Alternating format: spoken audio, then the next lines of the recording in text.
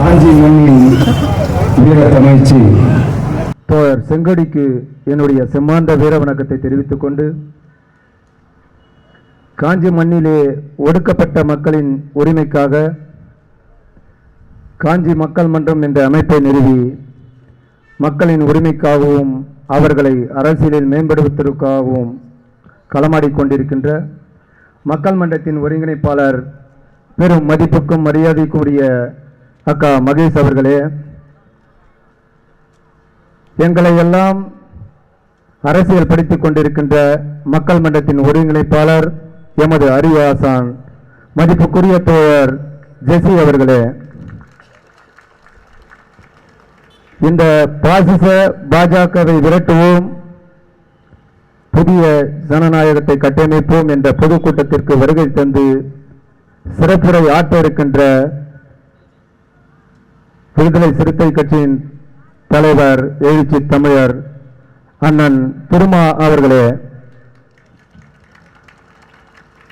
தமிழக வாழ்வுரிமை கட்சியின் அன்பு தோழர் நிறுவனர் அண்ணன் வேல்முருகன் அவர்களுக்கும் என்னுடைய வணக்கத்தை முதலில் தெரிவித்துக் கொண்டு, என்னோடு பயணித்துக் கொண்டிருக்கின்ற மக்கள் மன்றத்தின் மாநில மாவட்ட ஒன்றிய கிளை பொறுப்பாளர்கள் உள்ளிட்ட உறுப்பினர் அத்தனை பேருக்கும் இந்த மாலை நேர நன்றி கலந்த வணக்கத்தை உரித்தாக்கி கொண்டு, இந்த பொதுக்கூட்டத்திற்கு மிக பெரு திரளாக பல்வேறு அமைப்புகளிலிருந்து வருகை தந்திருக்கின்ற தோழர்கள் அனைவருக்கும் என்னுடைய நன்றி கலந்த வணக்கத்தை மீண்டும் ஒருமுறை தெரிவித்துக் கொண்டு, பாசிச பாஜகவை விரட்ட வேண்டும் என்ற தலைப்பில் தான் இந்த நிகழ்ச்சி கட்டியமைக்கப்பட்டிருக்கின்றது. இதை 10 நிமிஷத்தில் பேசணும்னு சொல்லிட்டு எனக்கு சொல்லியிருக்காங்க. பாஜக உருட்டுவதற்கு 10 நிமிஷம் பத்தாது.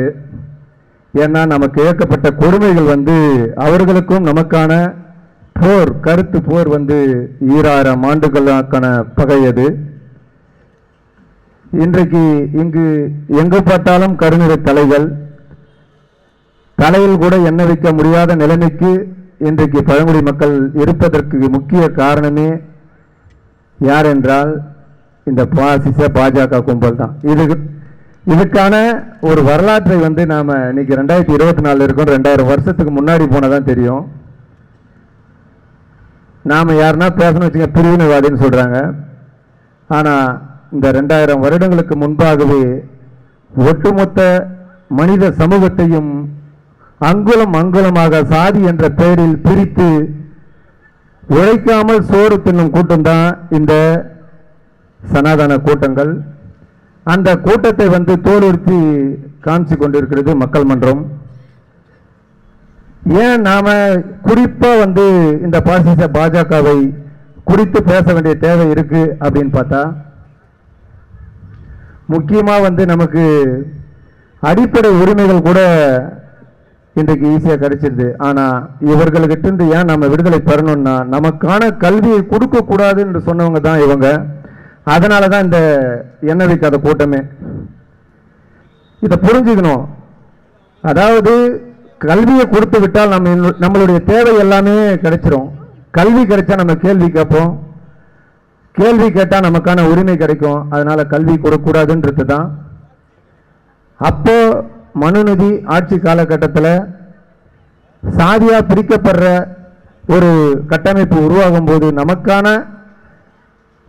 கூட நின்று எதிர்ப்பு தெரிவித்த தோழர்கள் எல்லாம் பிரிச்சு தான் இன்னைக்கு என்ன இருக்கு, அவர்களுடைய வேலையை செய்துட்டே மிகப்பெரிய இடத்திற்கு வந்திருக்காங்க.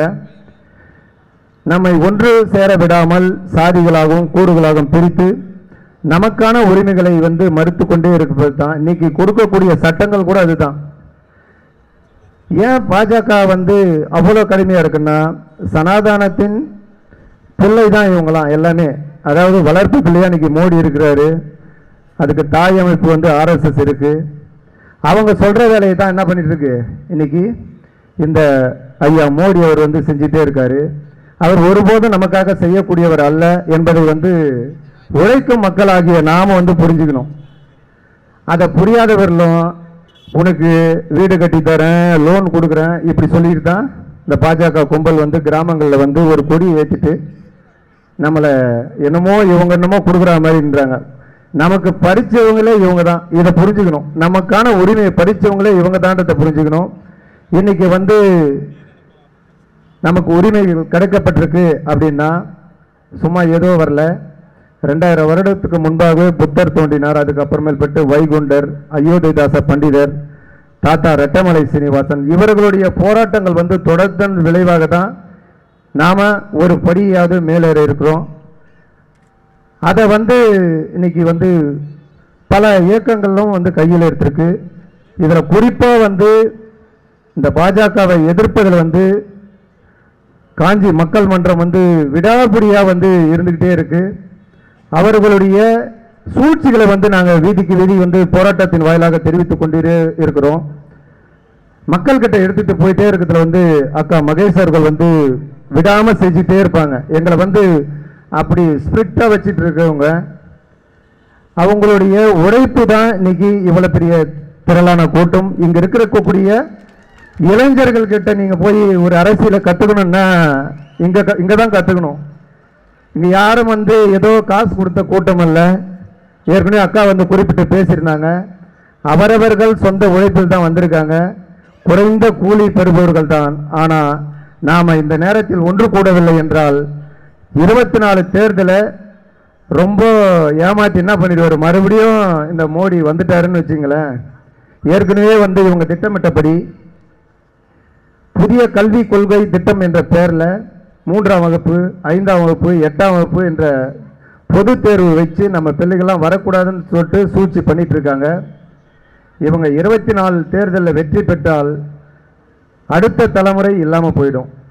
இதை தான் நம்ம நினைவில் வச்சுக்கிட்டு ஒரு கடுமையான எதிர்ப்பை வந்து இந்த பொதுக்கூட்டத்தின் வாயிலாக வந்து தெரிவிச்சிட்டு இருக்கோம்.